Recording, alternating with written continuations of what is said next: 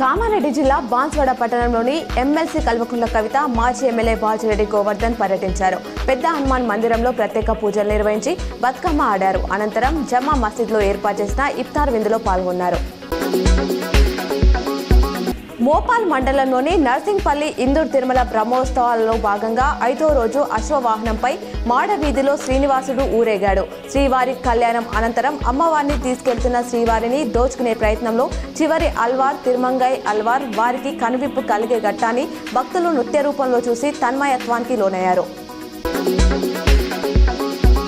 ప్రతి సంవత్సరం నిర్వహించే వేసవి శిక్షణ శిబిరంలో భాగంగా వివిధ క్రీడా అంశాలలో ఆసక్తి గలవారు ఈ నెల 31లోగా దరఖాస్తు చేసుకోవాలని జిల్లా యువజన క్రీడల శాఖ అధికారి జె ముత్యాన్న తెలిపారు. జిల్లా కలెక్టర్ అనుమతితో మే 1 నుంచి 31 వరకు నెల రోజుల పాటు గ్రామీణ ప్రాంతాల్లో 10 వేసవి శిక్షణ శిబిరాలు ఏర్పాటు చేయనున్నట్లు తెలిపారు.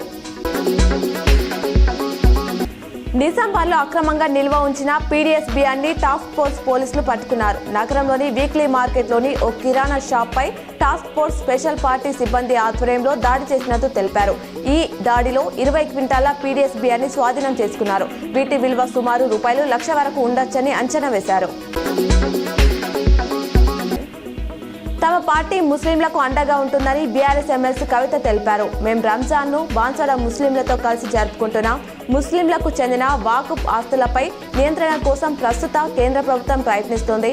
వాకుఫ్ బిల్లును మా బీఆర్ఎస్ పార్టీ వ్యతిరేకిస్తుంది. ముస్లింలకు మేం అండగా ఉంటామన్నారు. ర్యాగింగ్ భూతం కారణంగా దేశవ్యాప్తంగా గత 4 ఏళ్లలో 51 మంది విద్యార్థులు ప్రాణాలు కోల్పోయారని state of ragging in India నివేదిక వెల్లడించింది. 2020-24 మధ్యకాలంలో 1946 కాలేజీల నుంచి హెల్ప్ లైన్కు 3156 ఫిర్యాదులు అందాయి. అధిక ఫిర్యాదులు వైద్య కళాశాలల నుంచే ఉన్నాయట.